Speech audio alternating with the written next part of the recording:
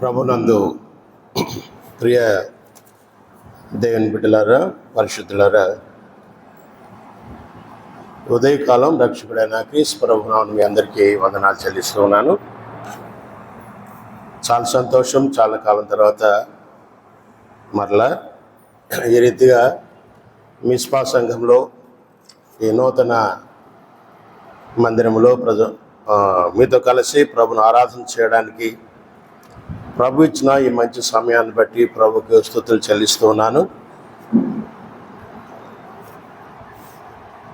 గత 13 సంవత్సరాలుగా నేను వెంకటపై కాలనీలో అక్కడ ఉన్నటువంటి సంఘమును బాధ్యతలు తీసుకొని అక్కడ సంఘాన్ని నడిపిస్తూ ఉండగా అన్ని కొడుకులు కూడా ప్రభు కృప చొప్పున నేనే ఉండి ప్రభు మహిమార్థమై జరిగిస్తూ ఉన్నాము.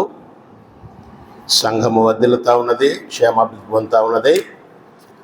అయితే నేనైతే ఇంతకు ముందులాగా పరిచయం ఉన్న సంఘాలకు వెళ్ళలేకపోతా ఉన్నాను. అయినా కానీ ప్రభు కృప చూపించి ఆయా సమయాల్లో ఈ రీతిగా తన కృప చొప్పున అవకాశం ఇస్తూ ఉండగా సంఘాలను దర్శిస్తూ ఉన్నాను. ఈ యొక్క ఉదయకాలం ప్రియులు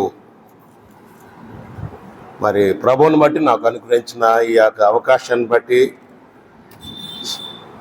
పెద్దలకేమి పరిచారకులేమి సంఘస్థులందరికీ వందనాలు చెల్లిస్తూ ఉన్నాను. ఇది నాకెంతో సంతోషం. ఉదయకాలం వాక్య ధ్యానం నిమిత్తమై రూతు గ్రంథం 1వ అధ్యాయం.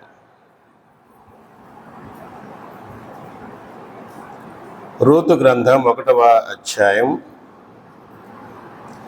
20 నుంచి 22 వరకు చదువుకుందాం.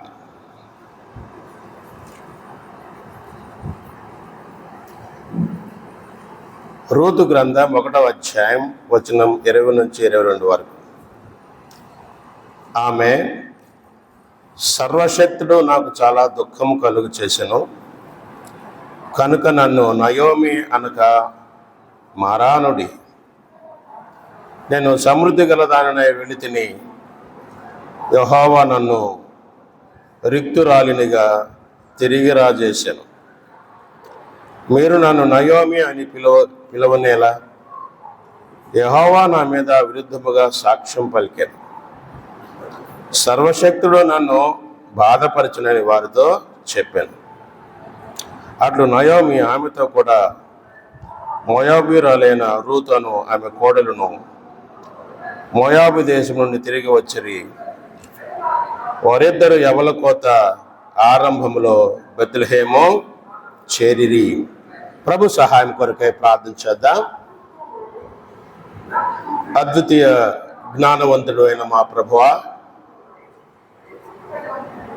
అసమానుడా, అద్వితీయుడా, అనంతుడా, ఆశ్చర్య కార్యములు చేయు గొప్ప దేవా, అత్యంత రహితుడా, ఆకాశ మహాకాశం పట్టజారిని గొప్ప దేవా, ఆకాశం నీ సింహాసనం, భూమి పాదపీఠం మీకు స్తోత్రం చెల్లిస్తావనా. ప్రభా, మా యొక్క ఆరాధనకు పాత్రుడు నీవే, మీకు వందనాలు చెల్లిస్తావనా. ఉదయకాలం మీరు సురక్తం ఇచ్చే సంపాదించిన సంఘమైన మిస్పా సంఘంలో పరిశుద్ధులు కూడా వచ్చి మీరు ఆగ్రహించి మహిమనందులాగున ప్రభా, మిమ్మలను ఆత్మశక్తితో బలపరచబడి ఆరాధన చేయడానికి మీరు అనుగ్రహించిన మీ ఆత్మ నడిపింపగే స్తోత్రం చెల్లిస్తావునా. సంఘం ఇంక నానాటికి వర్ధిల్ల చేయండి, మందనాత్మీయంగా బలపరచండి, సంఘ సాక్ష్యం ఇంకను స్థిరపరిచి బలపరచండి, ఇంకను మీ పరిచర్యలో బహుగా వర్ధిల్లడానికి కృప చూపించండి. మీరు వెలిగించిన ఈ దీపస్తంభామని ప్రభువా తండ్రి, ఇంకనూ అనేక చీకటి హృదయాలలో మీ జీవపు వెలుగును ప్రశంప చేయలాగిన ప్రభువా తండ్రి, జీవన జ్యోతిగా ఈ యొక్క సంఘమును మీరు మీ పరిచర్లో వాడుకునండి, సహాయం దయచేయండి.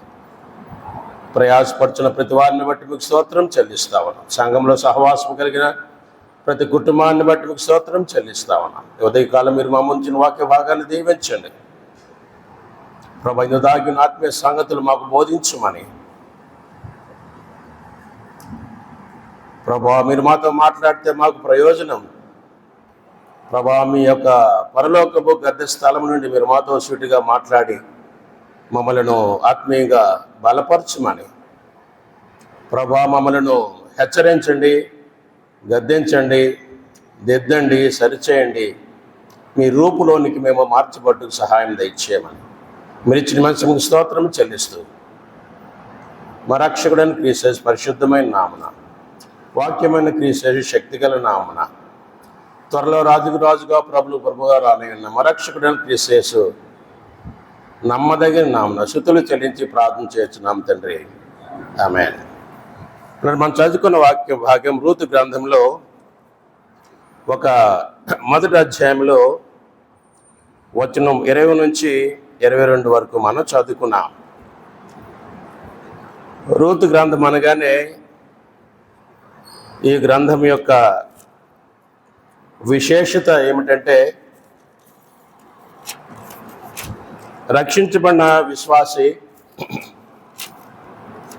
ప్రభువులో నిలకడగా సాగుతున్న విశ్వాసి ఏదైనా కారణాన్ని బట్టి వెనుకంజ వేస్తే, ప్రభువు దూరం అయిపోతే, ఆ వెనుకంజ వేసిన వ్యక్తి, దూరమైన వ్యక్తి అలాగనే ఉండకూడదని దేవుని యొక్క సంకల్పం. ఆ సహోదరుడు కానీ ఆ సహోదరుడు కానీ మరలా తిరిగి రావాలి, ప్రభు దగ్గరికి రావాలి. తిరిగి వచ్చుట అనేది ఈ యొక్క గ్రంథం యొక్క ప్రాముఖ్యమైన అంశం. ఒకప్పుడు ప్రభుతో సహవాసం చేసిన వారు, ప్రభునందు నిలకడగా ఉన్నవారు ఏ కారణాన్ని బట్టైనా కానీ ప్రభువుకు ప్రార్థన చేయటంలో వెనుకంజ వేసిన, వాక్యాన్ని ధ్యానం చేయటంలో వెనుకంజ వేసిన, మరలా తను తాను పునరుద్ధరించుకోవాలి. ప్రభు అరీతిగా వారిని వారు పునరుద్ధరించుకోవడానికి ప్రభువారు ఎప్పుడు తన వంతు తన కృపనైనా కనపరిచేవాడుగా ఉన్నాడు. అసలు బైబిల్ మొత్తానికి కూడా 2 అంశాలుగా ఒక ధైర్యం చెప్తా ఉన్నాడు. ఒక అంశం ఏంటంటే రండి అని బైబిల్ పిలుస్తూ ఉంటుందట. 2వ అంశము తిరిగి రండి. రండి అనే అంశం ఏమో రక్షణ పొందిన వారికి, ప్రభువును ఎరుగున వారికి, జీవార్థమైన మారు మనసు పొందకుండా, పాప క్షమాపణ పొందకుండా, ప్రభువులోకి రాకుండా, పాపంలో పుట్టి పాపిగా జీవిస్తూ ఉన్న వ్యక్తులకు ప్రభు వారి యొక్క పిలుపు. జీవార్థమైన మారు మనసు పొందడానికి, రక్షణ పొందడానికి, శిక్ష తప్పించుకోవడానికి ప్రభు పిలిచేవాడుగా ఉన్నాడు. అదే మనం ఎరుగుదాం కదా. మత్తయి సువార్త 11 అందులో ప్రయాసపడి భారం మోసుకు సమస్తమైన వారులారా మీరు నా యొద్దకు రండి, నేను మీకు విశ్రాంతి కలుగు చేతునని ప్రభు యొక్క పిలుపు, రక్షణ కొరకైన పిలుపు, సజీవ లెక్కలో చేర్చుడు కొరకైనటువంటి పిలుపు. పరలోకంలో గొర్రెపిల్ల జీవ గ్రంథములో పేర్లు లిఖించబడ్డానికే ప్రభు యొక్క పిలుపు. 2వది తిరిగి రండి అనేది. నమ్మిన విశ్వాసి, ప్రభులోకి వచ్చిన విశ్వాసి, ఆత్మరక్షణ పొందిన విశ్వాసి వెనుకంజ వేసినప్పుడు, ప్రభుని దూరంగా తొలగిపోయినప్పుడు మరలా బైబిల్ గ్రంథం తిరిగి రండి అని పిలుస్తూ ఉన్నది. ఉదయకాలం సందర్భం వచ్చింది కాబట్టి ప్రభు యొక్క పిలుపును అందుకొని గ్రంథము తిరిగి రండి అని పిలుస్తూ ఉండగా, తిరిగి వచ్చినటువంటి విశ్వాసులు ప్రభు కలిగించే 7 మేళ్ళేంటో జ్ఞాపకం చేసుకున్నాం. Let us think of 2 benefits that we get when we return back to God. ప్రభు దగ్గరికి మనము తిరిగి వచ్చినప్పుడు మనం పొందే మేళ్ళు ఉన్నాయి. అసలు ఈ గ్రంథానికి ఇదే అంశం, తిరిగి వచ్చుట. ప్రారంభంలోనే చెప్పాను. మనం జ్ఞాపకం చేసుకుందాం. ఒక 7 అంశాలు ఉన్నాయి తిరిగి వచ్చుట. ఈ గ్రంథంలో మనం చదువుకున్న ఈ మూలవాక్యాల్లో కూడా మొదటి అధ్యాయం వచనము 20 నుంచి 22 వరకు కూడా తిరిగి వచ్చిన నయోమి,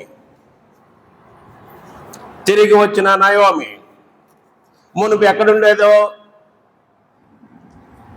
అయితే ఎక్కడికి వెళ్ళిందో, ఏ పరిస్థితిలో వెళ్ళిందో, వెళ్ళిన తర్వాత తాను పొందినటువంటి నష్టమేంటో,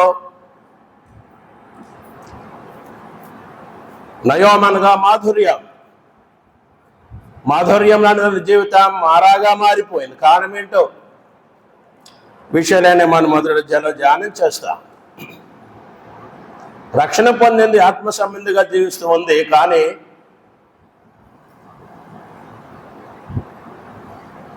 ఎందరైతే ఆత్మచేత నడిపించబడుతారో వారందరూ దేవుని కుమారులై ఉందరనే మాట రోమపత్రిక 8వ అధ్యాయంలో మాట మనం చూస్తాం. రక్షణ పొంది really she was a Born again believer. కరువు కారణాన తాను ఆలోచనలో లోపం మరి వెళ్ళడం ద్వారా నష్టపోయినట్లుగా మనకు జ్ఞాపకం చేసుకుంటాం. సరే, వెళ్ళింది, నష్టపోయింది, మరలా తిరిగి రావడం ఇది దేవుని సంకల్పం. ఇక్కడ కూడా దేవుని యొక్క ఆశ్చర్యకరమైన ఒక లక్షణాన్ని చూస్తాం. అది చెప్పి తిరిగి వస్తే కలిగే లక్షణం, ఆ మేళ్ళు ఏంటో జ్ఞాపకం చేసుకుందాం.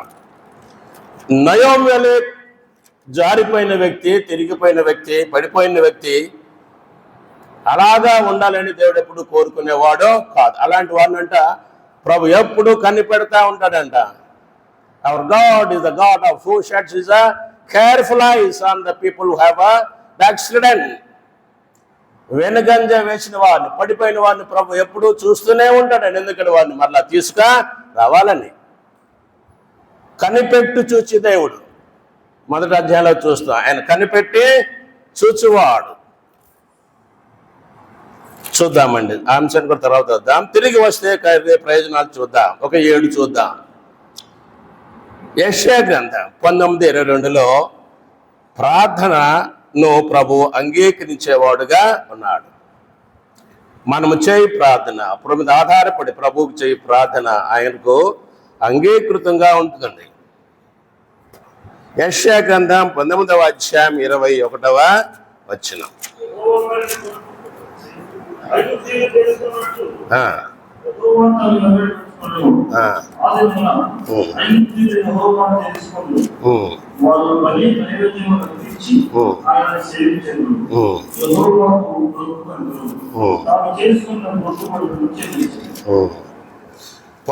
యెషయా గ్రంథం 19వ అధ్యాయం 22 చదువుతా ఉన్నా.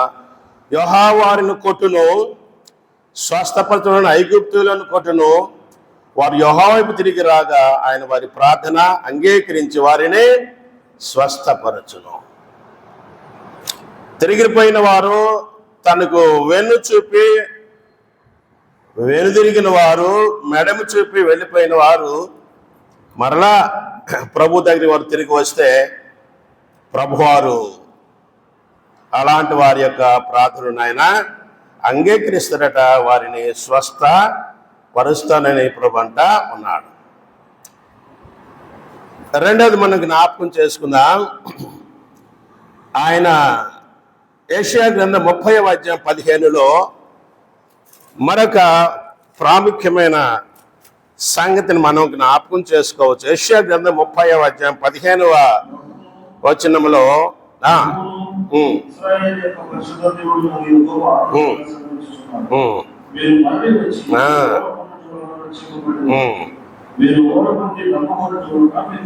అది తిరిగి వచ్చిన వారికి ఇందాక ప్రార్థనకు సమాధానం ఇస్తాడని, తన దగ్గర మొరపెట్టుకున్న వారికి, తన సన్నిధిన అంగలార్చిన వారికి ప్రభు కృప చూపించి మరి మునుపటి కంటే మరి ముఖ్యంగా ప్రభు వారు తన కృప చూపుతాడని మనం జ్ఞాపకం చేసుకున్నాం. ఇక్కడ చూస్తే వారు మరలి వచ్చి ఓరుకున్నట వల్ల రక్షింపబడదరు. ఈ రక్షణ ఇది దినదినము తను ఆశ్రయించినటువంటి బిడ్డలకు ప్రభు ఇచ్చే రక్షణ. శిలువ సువార్త విన్నాం, మనము పాపానికి వచ్చే శిక్షణ మరణం నుండి మనం రక్షించబడ్డాం. We were saved from the penalty of sin. పాపానికి రావాల్సిన శిక్షణ మనం రక్షణ పొందే శిలువ సువార్తని ప్రభు నమ్ముకొని. అయితే దినదినం కూడా ప్రభు మనం రక్షించేవాడుగా ఉండి everyday he saving us from the power of Satan. సాతాను యొక్క శక్తి నుండి వారి కీర్తుల్ని ప్రభు మనం రక్షించేవాడుగా ఉన్నాడు. తెలియని రీతిగానే ఎన్నో రీతులుగా మనము మన కుటుంబాలు మనం రక్షణ పొందుతా ఉన్నా. We're being saved by the everlasting love of God. దేవుని యొక్క అనంతమైన ప్రేమ చొప్పున మనము దినదినము రక్షించే దేవుడు. దేని నుంచి? అపవాది కలిగించే తంత్రాల నుంచి, వారి యొక్క ఉరులను ఉంచి ఎవరిని మృగుదాన్ని అపవాది గస్సు వల్ల తిరుగులాడుచుండగా వారి యొక్క బలం నుండి ప్రభువారు మనం రక్షించేవాడుగా ఉన్నారు.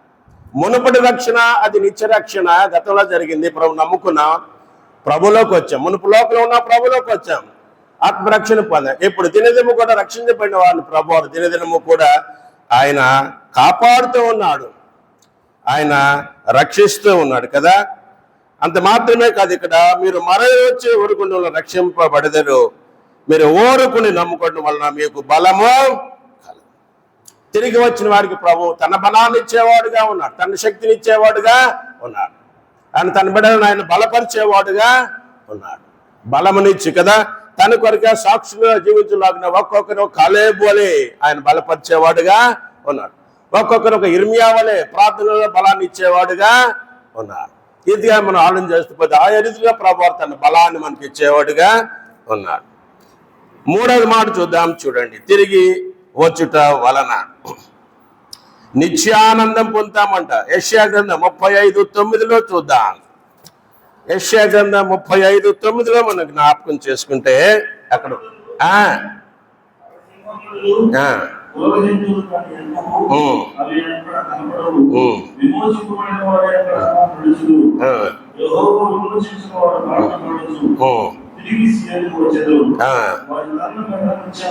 నిత్యానందమును. అదే ఇక్కడ చాలండి.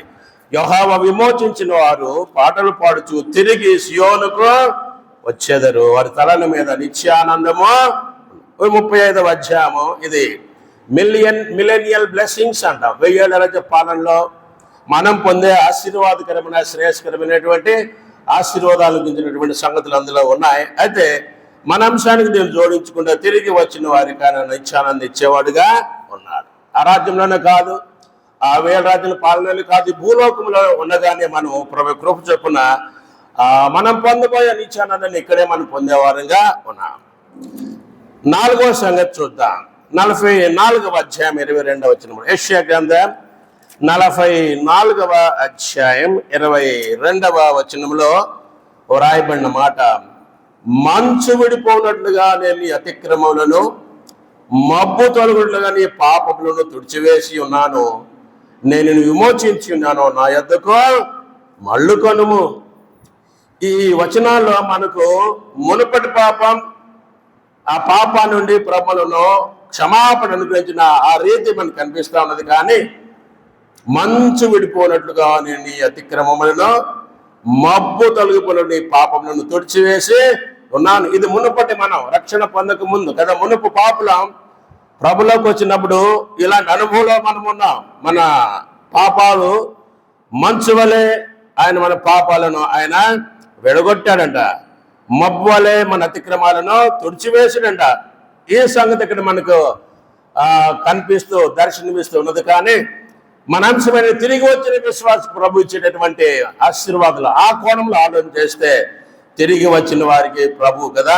మనము తెలిసి తెలియక అతిక్రమాలు చేస్తే, పాపాలు చేస్తే కదా ప్రభు వారు ఆయన క్షమించేవాడుగా ఉన్నాడు. నిజంగానే మన ప్రభు క్షమించడానికి సిద్ధమైన మనసు కలవాడన్న సంగతి మనం జ్ఞాపకం చేసుకుంటాం. నేను విమోచించున్నాను, నా యొద్దకు మళ్ళుకొను. ఆయన దగ్గర మళ్ళితే తిరిగి వస్తే ఆయన మనల్ని మరణించేవాడుగా, క్షమించేవాడుగా, మరల మన ఆయన రిస్టోర్ చేసేవాడుగా, రిఫార్మ్ చేసేవాడుగా ప్రభు ఉన్నట్లుగా ఇక్కడ మనం జ్ఞాపకము చేసుకుంటాం. 5వ సంగతి చూద్దాం, చూడండి. 55వ అధ్యాయం 7వ వచనంలో యెషయా గ్రంథం 55:7 ప్రభు వారు మన యెడల జాలి పడతాడంట కదా. తల్లి తన కుమారుల జాలి పడినట్లు తండ్రి తన బిడ్డలు జాలి పడినట్లు ప్రభువారు మన యెడల ఆయన జాలి పడే దేవుడు. చూద్దాం 55వ యెషయా గ్రంథం.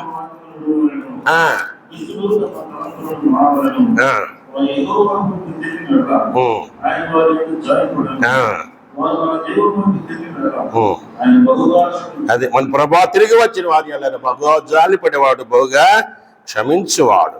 ఈ రీతిగా మనం జ్ఞాపకం చేసుకుంటూ పోతూ ఉండగా ఇంకా 2 వచనాలు ఉండే చేసి ముందుకు సాగుతాం. ఇర్మియా గ్రంథం 3వ అధ్యాయం 22వ వచనంలో, ఇర్మియా గ్రంథం 3వ అధ్యాయం 22వ వచనం.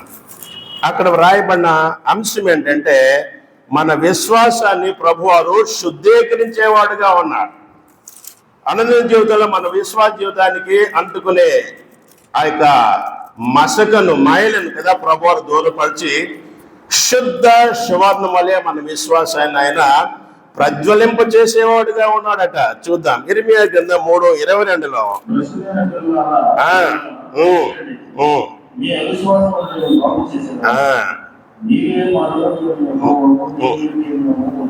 అదే మన విశ్వాసాన్ని అలా బాగు చేసేవాడుగా ఉన్నాడు కదా. మన విశ్వాసంకు అయ్యేటటువంటి ఆ మాస్టర్ను కదా కంసాలి వాడు ఈ రీతిగా మలినమైన బంగారం కదా మోసలో వేసి అగ్ని చేత కరిగించినప్పుడు ఆ బంగారము కరిగిన తర్వాత ఆ మస్ట్ అంతా పైకి తేలినప్పుడు తీసివేసి తన రూపు ఆ యొక్క కరిగిన బంగారు కలిగే వరకు కనిపించే వరకు ఆ యొక్క కంసాలి దాన్ని ఆ రీతిగా కరిగిస్తాడట. అదే రీతిగా మనం కూడా ప్రభు దగ్గర తిరిగి వస్తే మన విశ్వాసం ఏ లోపాలు ఉన్నాయో వాటిని ప్రభు చూచిన వాడే వాటిని తీసివేసి తన రూపు మనలో ఏర్పడులాగిన ప్రభువారు మనకు చక్కని విశ్వాసాన్ని మనకు అనుగ్రహించి తన రూపులకు మనం మార్చేవాడుగా ఉన్నాడు. చివరికి 7వ సంగతి ఇర్మియా గ్రంథం 15:19లో చూద్దాం. 15:19 ఇర్మియా గ్రంథం 15:19లో ఆయన సన్నిధి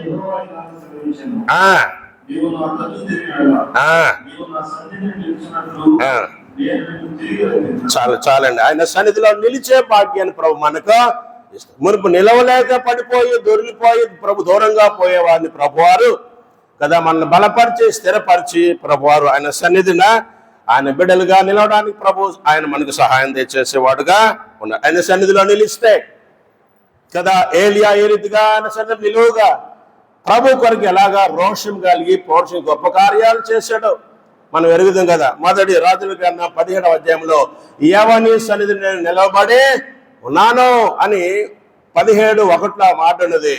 అదే మాట 8 రాయబడిన 8 అధ్యాయాలు కూడా తర్వాత కంటిన్యూస్ గా చూస్తే 8 అధ్యాయాల్లో కూడా 7 పర్యాయాలు ఏలియాని గురించి ఆ మాట వ్రాయబడింది. నేను యెహోవా సన్నిధి నిలబడి ఉన్నాను అని సవాలు చేసి ప్రభు పక్షంగా నిలిచి ప్రభు కొరకు గొప్ప కార్యాలు చేసిన ఏలియా మన జ్ఞాపకం వస్తా ఉన్నాడు. ఆ మొదటిగా మనం జ్ఞాపకం చేసి యెహోవా సన్నిధిని నిలబడి ఉన్నాను అన్న ఏలియా ఆ మాట అంటే అర్థం ఏంటంటే ఎప్పుడు ప్రభు సన్నిధిన వాక్యాన్ని ధ్యానం చేసేవాడట, ఎప్పుడు ప్రభు సన్నిధిన ప్రార్థన చేసేవాడు, ప్రభు యొక్క సహవాసంలో కొనసాగేవాడు, ప్రభు యొక్క ఆలోచన కొరకు కనిపెట్టేవాడు. కనుకనే ఏలియాకు ఆ యొక్క భక్తిహీనుడైన రాజు అయినట్టు ఆహాబ్ తన భార్యను యెజెబెల్ యొక్క పాలనా కాలంలో ఆ ఇశ్రాయేల్ దేశంలో షోమ్రోనులో ఆ దేశమంతా కూడా ప్రజలందరూ విగ్రహారాధన వాళ్ళు మళ్ళీపోయి ఉంటే అలాంటి విగ్రహారాధనకు మళ్ళీపోయినటువంటి ఆ ప్రజలను మరలా ప్రభువైపు వారిని త్రిప్పడ అది దేవుని సంకల్పం ఉండగా వారు తిరిగి రావాలని కదా వారిని కష్టాల కొలిమికి వారిని అప్పగిస్తూ 3.5 సంవత్సరాల వర్షం లేకుండా ఏలియా ప్రార్థన చేసి ఆ సంగతి మనం అక్కడ చూస్తాం. యాకోబు పత్రిక 5వ అధ్యాయం 17వ వచనంలో ఏలియా మన వంటి స్వభావము కలవాడే కానీ ఆయన వర్షింపకూడదని ప్రార్థన చేయగా 3 సంవత్సరాలు వర్షింప లేదు. మరలా ప్రార్థన చేయగా 3 సంవత్సరాలు వర్షము వచ్చింది. ఎలాగా? How is that he could shut the heavens కదా and he could open the heavens ఆకాశాలను కదా ఏ రీతిగా మోయగలగాడు, ఏ రీతిగా తెలుగలడంటే ఆయన ఎప్పుడు ప్రభు సన్నిధిన ఆయన నిలుచుండేవాడు. నీవు నేను కూడా ప్రభు సన్నిధిన మనం నిలవాలి. మనమే కాదండి, తల్లిదండ్రులుగా మన బిడ్డలు కూడా ప్రభు సన్నిధికి వారిని అలవాటు చేయాలి. We have to teach them, we have to nurture them in the presence of the Lord, how to stand ప్రభువుకు నిలవాలి వారికి మనము నేర్పించాలి, బోధించాలి, మనం వారికి మాదిరిగా ఉండాలి.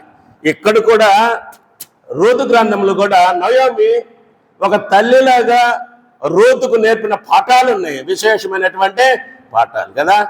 నీ ప్రజలే నా ప్రజలు, నీ దేవుడే నా దేవుడు కదా. నీవు మానించడం నేను మానిస్తా, నువ్వు పాతి పట్టుకుంటాను నేను పాతి పట్టుపడతా అంటానికి కారణం ఏంటి? నయోమి రూతో ఏం చెప్పిందో ఒక్క మాట గ్రంథంలో లేదు కదా, ఒక్క మాట కూడా లేదు కదా. నయోమి తన మాదిరి జీవితాన్ని గురించి ఏమి చెప్పిందో, ఏ బోధ చేసిందో ఏమీ లేదు. కానీ నయోమితో కలిసి వస్తూ ఓర్పా వెనక్కి వెళ్ళిపోయింది. రూత్ పలికిన ఆ మాట ఉంది, తీర్మానం ఉంది. ఆ తీర్మానంలోనే నయోమి ఎరిదిగా కొడలైనటువంటి రూతుకు మాదిరిగా ఉన్నదో, ఏ ఏ విషయాలు రంగరించి కోడలకు హృదయంలో ఆమె నూరిపోసిందో ఆ సంగతిని మనం ఈరోజు ఇప్పుడు మనం ధ్యానం చేస్తాం. పిల్లరా సాగిపోదాం. మనం ధ్యానం చేసిన అంశం ఏంటంటే రూతు గ్రంథంలో ప్రాముఖ్యమైన అంశం ఏంటంటే తిరిగి వచ్చుట. వెనుకంజని వేసి తిరిగిపోయిన వ్యక్తి కదా, విశ్వాసం మరలా తిరిగి రాలి, ప్రభులోకి రావాలి. తిరిగి వచ్చుట ద్వారా కలిగే మేళ్ళు ఏంటో మనం జ్ఞాపకమా చేసుకున్నాం. అదేవిధంగా మనం జ్ఞాపకం చేసుకున్నట్లుగా ఈ రూతు గ్రంథం 1వ అధ్యాయంలో జ్ఞాపకం చేసుకుంటే ప్రభువారు రూతు, నయోమి, ఆమె భర్త, ఆమె బిడ్డలు వారు మోయాబుకు వెళ్ళిపోవడం జరిగింది.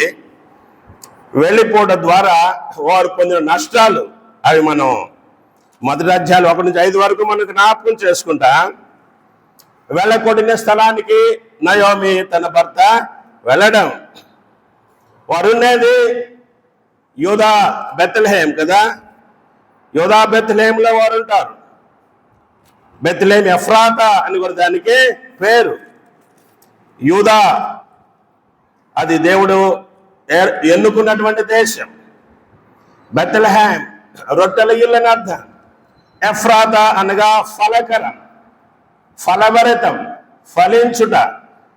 ఇలాంటి శ్రేష్టమైనటువంటి అనుభవాలతోకున్న ఆ స్థలాన్ని, సాక్షార్థమైన ఆ స్థలాన్ని, ప్రభు దృష్టించే ఆ స్థలాన్ని కదా ఈ యొక్క నయోమి తమ భర్త బిడ్డలు వదిలి వెళ్ళిపోవడం, అది వారి ఆత్మీయ జీవితంలో వారు వెనుకంజన వేసిన రీతిని మనకు జ్ఞాపకం చేస్తా ఉన్నది. వెళ్ళడం ద్వారా వారు మోయాబుకి వెళ్ళడం ద్వారా, విగ్రహారాధన దేశకు వెళ్ళడం ద్వారా భర్త చనిపోవడం, బిడ్డలకు వివాహమైన కానీ 10 ఏళ్ళ తర్వాత వారిద్దరు కూడా కుమారులిద్దరు మహలోను కిలియోను చనిపోవడం చూస్తాం కదా.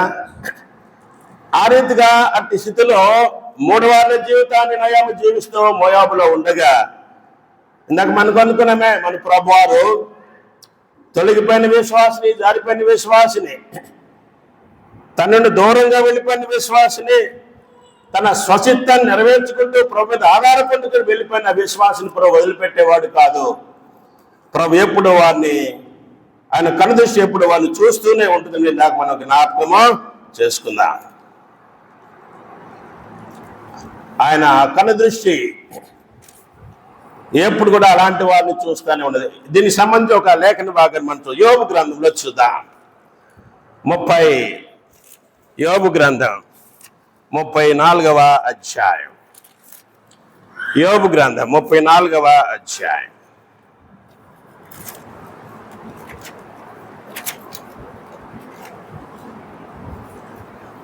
21వ వచనం.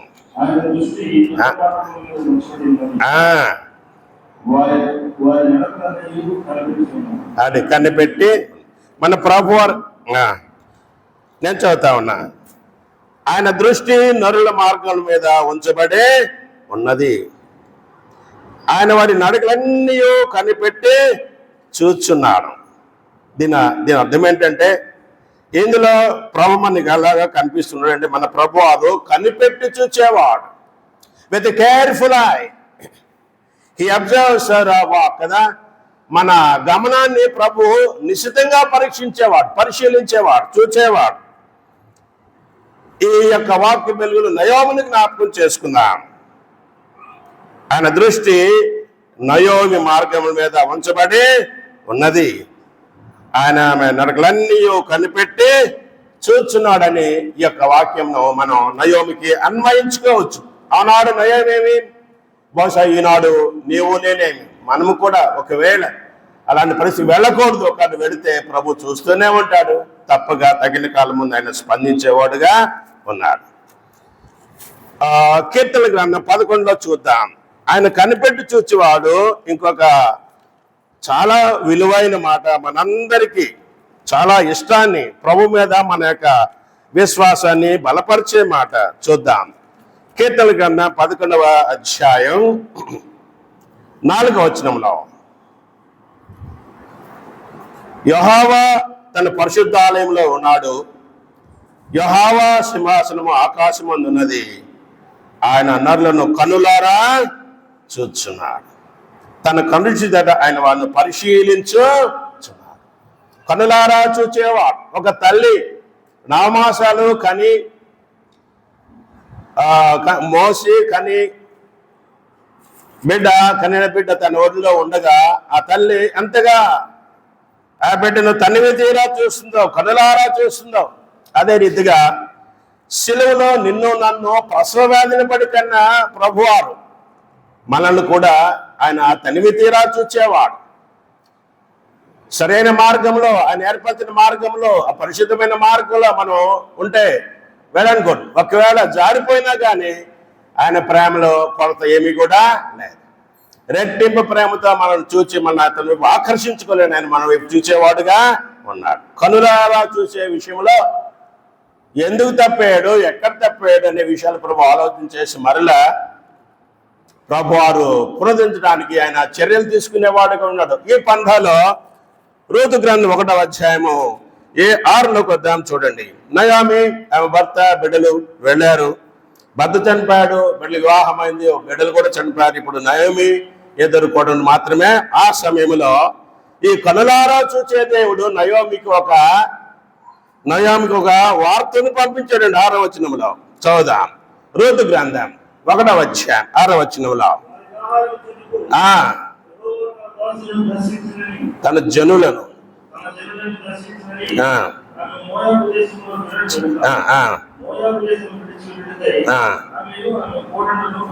అది మోయాబులో ఆ రీతిగా నయోమి ఉన్నటువంటి దుస్థితిలో నయోమికి ప్రభు వారు ఒక సమాచారం పంపించాడు కదా. అదేమిటంటే, వారికి ఆహారమిత్రుడు యెహోవా తన జనులను దర్శించనని. మన ప్రభు వారు దర్శించే దేవుడు, మన ప్రభు వారు దర్శించే దేవుడు. మనం వెలుగుతున్న గ్రంథంలో చాలా సందర్భాలు ఉన్నాయి. మన ప్రభు దర్శిస్తాడు కదా. వాగ్దానం చేశాడు అబ్రహాముకు, శారముకు తగిన కాలం ముందు ప్రభు దర్శించి వారి కుమారుడును అనుగ్రహించాడని ఆదికాండం 21వ అధ్యాయం మనకు జ్ఞాపకమా చేసుకుంటాం కదా. వాగ్దానం చేస్తాడు, తగిన కాలం ఆయన దర్శిస్తాడు. దర్శించిన దేవుడు. హన్నా విషయంలో చూస్తా, తనకు ఇచ్చిన కోరుకుంది, ఒక కుమారుడు ఇస్తా, మరలా నీకే ప్రతిష్ఠ చేస్తానంది, ప్రతిష్ట చేసి నమ్మకస్తురాలు కదా. ట్రస్ట్ వర్ది బిలీవర్ కదా, నమ్మదగిన విశ్వాస్. ఒకడే కుమారుడు అడిగింది, కుమారుడు ఇచ్చాడు, కుమారుడు ప్రభుకి చేసింది. హౌ లవ్లీ ఇట్ ఈస్ కదా. వినడానికి చాలా మాదిరిగా చాలా రమ్యం కనిపిస్తాం. అయితే ప్రభు కదా ఆమె రిక్త హస్తాలతో ఉంచలేదు. మరలా ప్రభు ఆమెను దర్శించాడంట. దర్శించి ఆమె చూపిన ప్రేమకు ప్రతిగా మరలా ఆమెకు 5 బిడ్డలను ఇచ్చాడు కదా. తన నామాన్ని చూపిన ప్రేమ మరచుటకు దేవుడు అన్యాయస్తుడు కాదు కదా. చూద్దాం, మాట చూద్దాం. మొదటి సమూయేలు గ్రంథం, సమూయేలు మొదటి గ్రంథం 2వ అధ్యాయం. శారాను దర్శించాడు, తగిన కాలం ముందు కుమారుడు ఇచ్చాడు. హన్నాను దర్శించాడు, త్యాగం చేస్తే త్యాగానికి ప్రభు పరవశించి కదా ఆయన 5 బిడ్డలు ఇచ్చారండి. 3 కుమారులు, 2 కుమార్తె. 2:21లో యెహోవా హన్నాను దర్శింపగా. మన ప్రభువారు దర్శించేవాడండి. మన ప్రభువారు దర్శించేవాడు కదా. మనం ఎంతగా ప్రభు యొక్క పని కొరకాయ, ప్రభు కొరకాయ మనం ఎంతగా మనం ముందు వస్తాము కదా. ప్రభు అంతగా మన ఆయన దర్శించి దీవించేవాడు కొన్నాడు. యెహోవా హన్నాను దర్శింపగా ఆమె గర్భవతి 3 కుమారులను 2 కుమార్తెలను కానేను. అయితే మొదటి కుమారుడు సమూయేలు కారణ జన్ముడు. ఇశ్రాయేలుకు రాజు లేని కాలంలో రాజుగా ఆ స్థానమానికి ఇవ్వలేదు, కానీ ఒక ఆలోచనకర్తగా సమూయేలును అనుగ్రహించి ఇశ్రాయేలు జనాంగాన్ని దేవుని యొక్క ఏర్పరిచిన మార్గం నడిపించడానికి ఒక యోగ్యమైన పాత్రగా దేవుడు ఆయనను వాడుకున్నట్లుగా మనం జ్ఞాపకము చేసుకున్నాం. మనం ధ్యానం చేసే అంశం ఏంటంటే, రూతు గ్రంథంలో శ్రమల్లో ఉన్నటువంటి యొక్క నయోమిని ప్రభువు దర్శించాడు. ఆమె విన్నది కదా, ఆమె విన్నది యెరూషలేమును బెత్లెహేమును దేవుడు దర్శించాడని, ఆహారం ఇవ్వడానికి దర్శించాడని. ఏ కారణాన్ని వారు అక్కడి నుంచి వెళ్ళిపోయారో అదే కారణం కదా, మరలా ఆహారం ఇవ్వడానికి దేవుడు దర్శించాడని విన్నది. విని ఆమె తన ప్రయాణాన్ని తిరిగి కట్టుతా ఉన్నది. కనుక నయోమి తన జీవితాన్ని ఆమె ఈ యొక్క బెత్లెహేము ఎఫ్రాతు నుండి వెళ్ళేటప్పుడు ఆమె శరీరరీతిగా వెళ్ళిపోయింది, కార్నల్ బిలీవర్గా వెళ్ళిపోయింది. కానీ మరలా తిరిగి వస్తా ఉన్నది ఒక స్పిరిచువల్ బిలీవర్ కదా, ఆత్మ సంబంధిగా వస్తా ఉన్నది. వెళ్ళేటప్పుడు ప్రభు మీద ఆనకుండా, ప్రార్థన చేయకుండా, భర్త మాటను బట్టి ఆమె సొంత ఆలోచన చేసి వెళ్ళిపోవడం ద్వారా ఆమె శరీర సంబంధాన్ని మనకు అర్థమవుతా ఉన్నది. కానీ ఇప్పుడు ప్రభుని గురించి విన్నది, వాక్యాన్ని విషయాన్ని నమ్మి ఇప్పుడు ఆమె తిరిగి వస్తూ ఉండగా ఆమె పడినటువంటి యొక్క స్థితి నుండి ఆమె లేచిన సందర్భం మనకి ఇక్కడ అర్థమవుతా ఉన్నది కదా. కాబట్టి మరలా ఆమె రివైవ్ అయింది. ఏ స్థితిలో పడిపోయిందో ఆ స్థితిలో ఆమె తిరిగి లేస్తా ఉన్నది. నీవు నేను కూడా అంతే, మన కుటుంబాలు కూడా అంతే.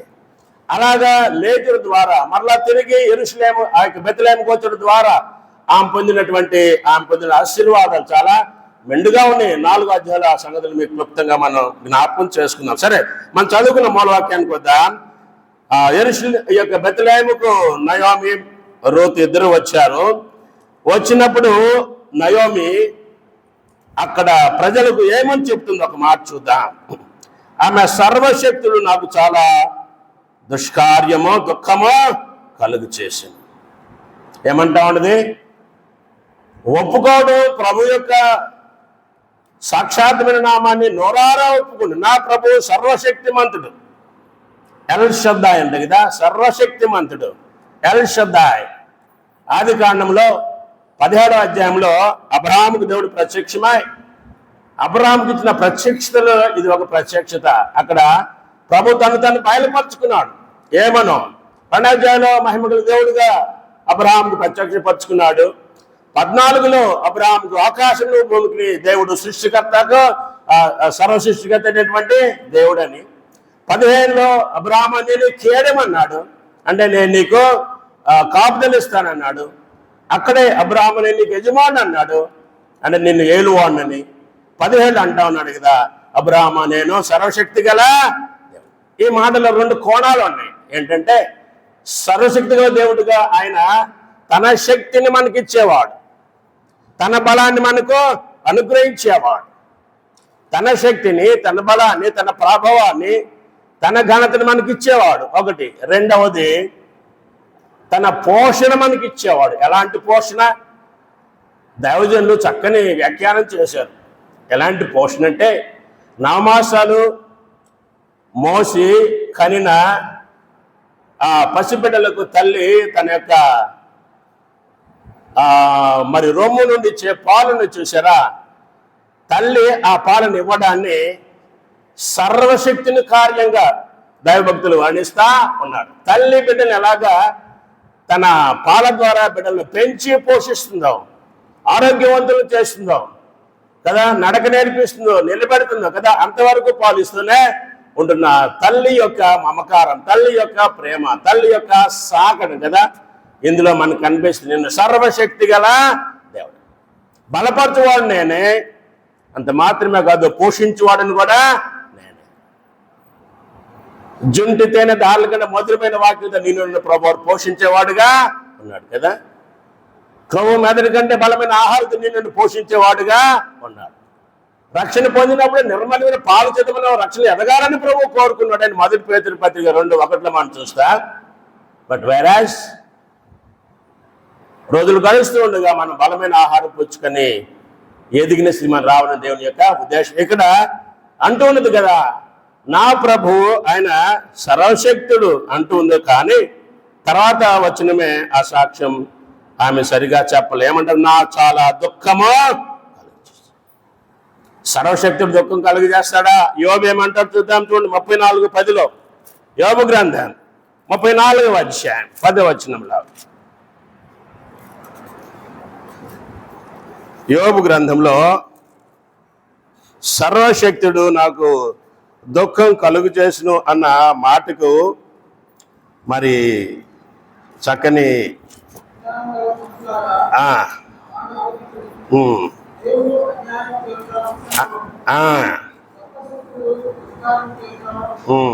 అవును, చాలండి 34:10 మనం జ్ఞాపకం చేసుకుంటాం. దేవుడు అన్యాయం చేయుట అసంభవం, కానీ నయం ఏమంటుంది? సర్వశక్తుడు నాకు దుఃఖము కలుగు. అంటే తన యొక్క సొంత నిర్ణయాన్ని బట్టి కదా, తనకి శిరస్సైన తన భర్త యొక్క మాట విని వెళ్ళిపోవడం వలన ఆమె దుఃఖానికి గురైంది, కానీ దేవుని వల్ల వచ్చినటువంటి కార్యం ఇది కాదన్న సంగతి మనకు అర్థమవుతుంది. ఇక్కడ లేఖనం తెలియదు, సర్వశక్తులు దుష్కార్యం చేయట అసంభవం.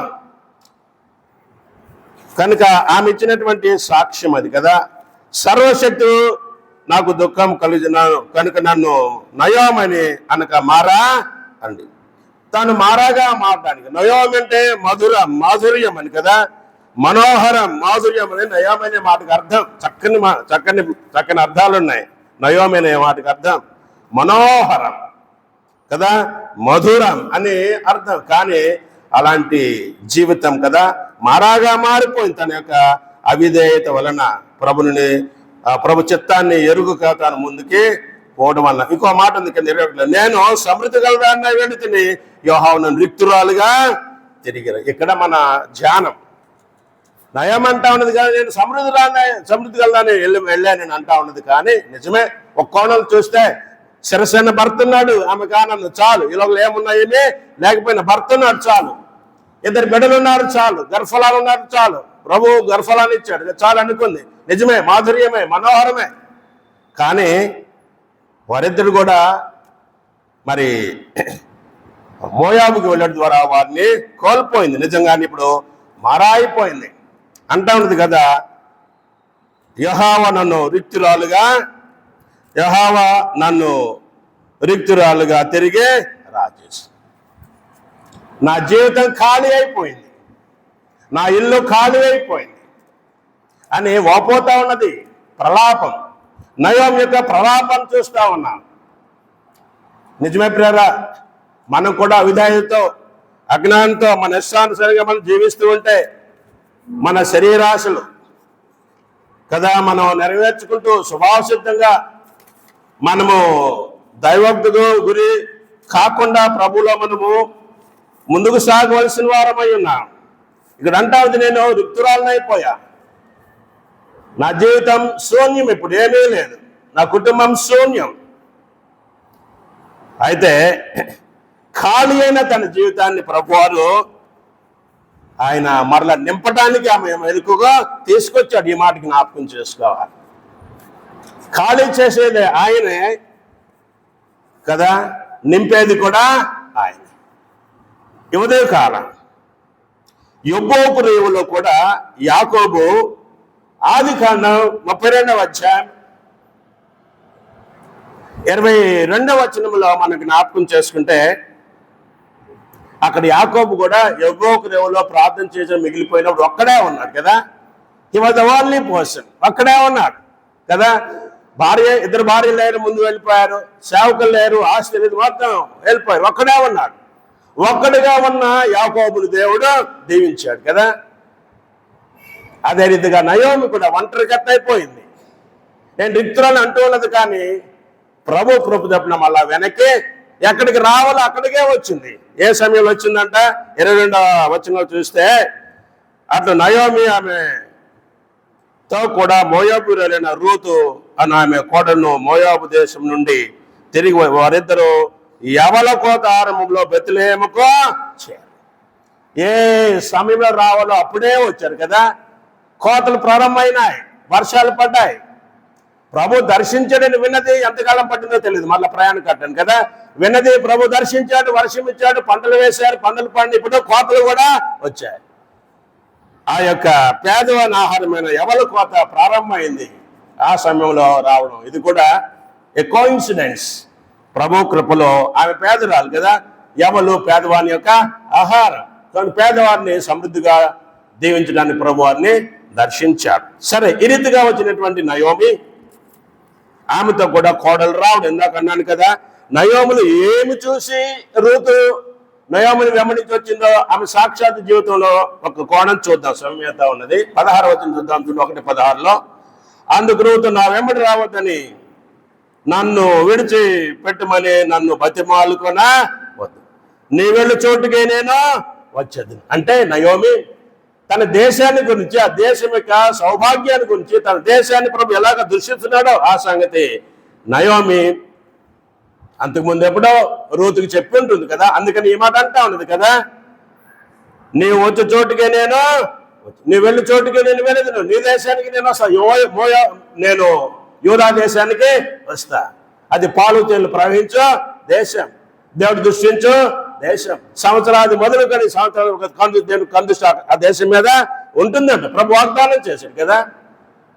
నీ దేశం అది దేవుడు సిద్ధపరిచే దేశం, అది దేవుడు దృష్టించే దేశం. నాకు ఆ దేశం కావాలి, నాకు ఈ విగ్రహారాధన దేశం నాకు వద్దు. దీన్ని ప్రభు శపించాడు కదా. ద్వితీయోపదేశకాండం 23:3 చూద్దాం చూడండి. మోయాబును ఇలాగ శపించాడో చూద్దాం చూడండి. ఆ శపితమైన ఆ భూమి నుండి ఈ యొక్క రూతు రావడం దేవుని యొక్క కృప. ముగిస్తా ఉన్నాను. ద్వితీయోపదేశకాండం 23:3 చూద్దాం.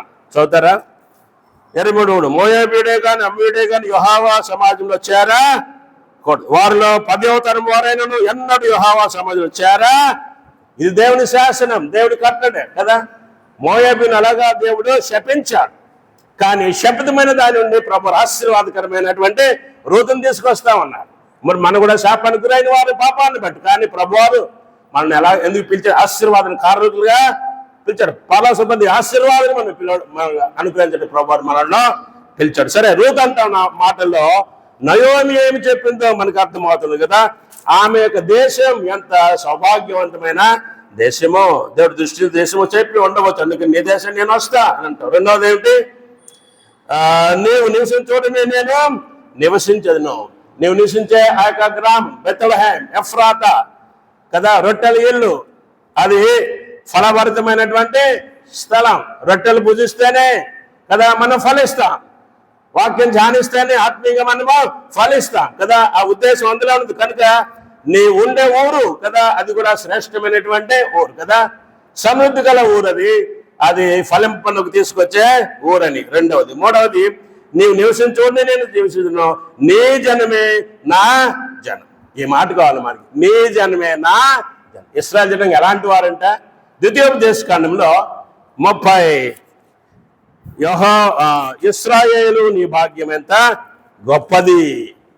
33వ అధ్యాయం 29లో ఇశ్రాయేలు నీ భాగ్యం ఎంత. ఇశ్రాయేలు జనాంగాన్ని గురించి రాస్తా ఉన్నాడు మోషే.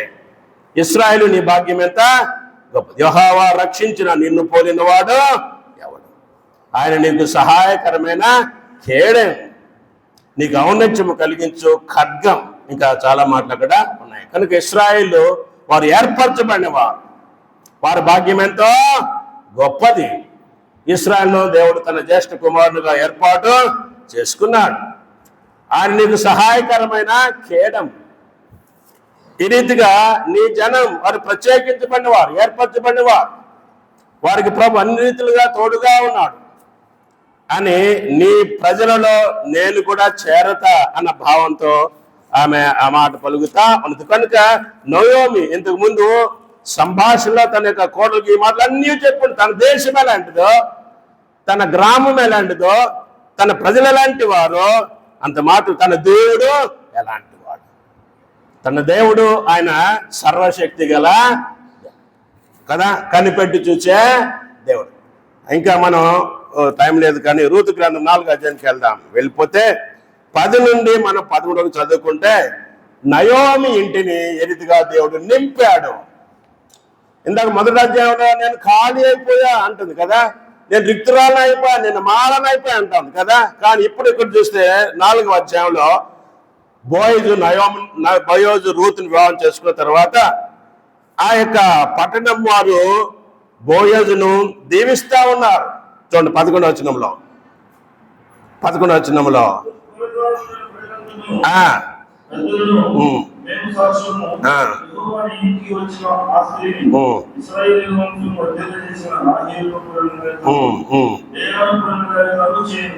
చాలండి. ఈ 11వ వచనంలో నీ ఇంటికి వచ్చిన స్త్రీ కదా, ఈ ఇంటికి వచ్చిన ఈ స్త్రీ ద్వారా వివాహం బోయజుతో జరిగింది. వారి కుమారుడు కలగడం అదే ఓబేదు కదా. కనుక నయోమి ఇంటిని ప్రభువు నింపుతా ఉన్నాడు, వ్యక్తులతో నింపుతా ఉన్నాడు, ఆశీర్వాదంతో నింపుతా ఉన్నాడు. అక్కడ మనం చూస్తాం 12లో చూస్తాం క్షేమాభివృద్ధి అన్నమాట. నీ ఇంటిని ప్రభువారు క్షేమంతో నింపుతాడని కదా. అంత మాత్రమే కాదు, ఇంకా ముందుకు వెళ్ళిపోతే పైన చూస్తే వర్ధిల్ల చేస్తాడంట కదా, వర్ధిల్ల చేస్తాడు. ఈ రీతిగా మనం జ్ఞాపకం చేసుకుంటా పోతే నయోమి ఇల్లు అది నింపబడినటువంటి ఇల్లుగా మనం చూస్తాం. ఇప్పటి వరకు ఆమె వడి ఖాళీగా ఉన్నవాడి, ఆ వడిలోకి ఇప్పుడు ఓబేదు వచ్చాడు. ఆ మాట చూద్దాం 14లో. ఈ దినమున నీకు బంధువులు లేకుండా యెహోవా స్తుతి నొందును, నాకు వారసులు లేరు, నాకు సంతానం లేరు అనుకున్న ఆమె ఇప్పుడు కదా రూతు బోయజు వల్ల వారికి నయోమి మరి ఓబేదు జన్మించటం, అందుని బట్టి ఆ పురాణంలో ఉన్న స్త్రీలు అంటా ఉన్నారు కదా, ఏమంటా ఉంది, ఈ దినం నీకు బంధువులు లేకుండా యెహోవా స్తుతి నొందును గాక. 15లో నిన్ను ప్రేమించి నీ కోడలు నీకు ఎంత 15లో చూస్తా, నిన్ను ప్రేమించి 7 కుమారుల కంటే నీకు ఎక్కువగా నీ కోడలు ఇతడిని తినడు కదా. మనవుడు కలగడం, మనవుడి కంటే శ్రేష్టంగా రూతుని గురించే వారు ఎక్కువగా మాట్లాడారు. 7 కుమారుల కంటే రూతే నీకు శ్రేష్టమైనది, విలువైనది. సరే, ఆ యొక్క ఓబేదు అంటే ఆమెకు ఎలాగా క్షేమం కలిగి ఆ మాట ముగించుకుందాం. ఇతడు నీ ప్రాణమును ఓదార్చి ముసలితను నీకు పోషకుడు నయోమితో చెప్పు. మన కుటుంబాల్లో కూడా వృద్ధులు ఉన్నప్పుడు వారికి మనం 2 మేలు చేయాలండి. వారి ప్రాణాన్ని మనం ఓదార్చాలి, ముసలి వారికి ప్రాణాన్ని ఓదార్చాలి, వారిని మనం పోషించాలి కదా, వారిని మనము పోషించాలి. నయోమికి అదే జరుగుతూ ఉన్నది రూతు వలన కదా. అంత మాత్రమే కాదు, ఈ యొక్క ఓబేదు వలన ఆమెకు ఏం కలుగుతా ఉన్నది, ఆమెకు పోషణ కలుగుతా ఉన్నదంట. ఆమెను ఓదార్చేవాడుగా ఉన్నాడు. 16లో చూస్తే ఆ బిడ్డను తీసుకొని కావుగడ్డ నుంచుకొని వానికి దాదిగా ఉన్నాడు. ఈ రీతిగా అనేక అనుభవాలు ఉన్నాయి, సమయం లేదు కనిపిల్లరా. ఈ చదువుకున్న ఈ 4వ అధ్యాయాలు 4 వచనాలు కూడా ఏ రీతిగా ఖాళీ అయినటువంటి నయోమిని దేవుడు నింపాడో మనం జ్ఞాపకమో చేసుకోవచ్చు. ఇంకా బైబిల్ గ్రంథంలో మనం చూస్తూ పోతే ఏ విషయాల్లో ప్రభు మనం నింపేవాడుగా ఉన్నాడు. సంఘాన్ని ఎలాగ నింపుతాడు, మన హృదయాన్ని ఎలాగ నింపుతాడు, మన కుటుంబాన్ని ఎలాగ నింపుతాడు, అవి మంచి ధ్యానాంశమే. ప్రభు చిత్తమైతే తర్వాత మనం ధ్యానం చేద్దాం. మరి ఈ రీతిగా మనం తిరిగి వచ్చిన నయోమి, మాదిరిగా ఉన్న నయోమి జీవితము ఫలకరమైనటువంటి నయోమి అన్న విషయాన్ని మనం ధ్యానం చేశాం. మనం కూడా మన సొంత చిత్తాన్ని బట్టి ప్రభు చిత్తాన్ని ఎరుగా మనం తొలగిపోయినప్పుడు ఆ రీతిగా ఉండక ప్రభువు తిరిగి వచ్చడం ద్వారా ప్రభువు మనం దీవించేవాడుగా, మన హృదయాన్ని నింపేవాడుగా, శ్రేష్ఠ ఆశ్రమాలు నింపేవాడుగా ఉండగా ఆ రీతిగా ప్రభు చేతికి అప్పచెప్పుకొని ప్రభువుల ముందుకి సాగుటకు మనందరికీ ప్రభు సహాయం దయచేయను గాక. లేట్ అయింది కొంచెం.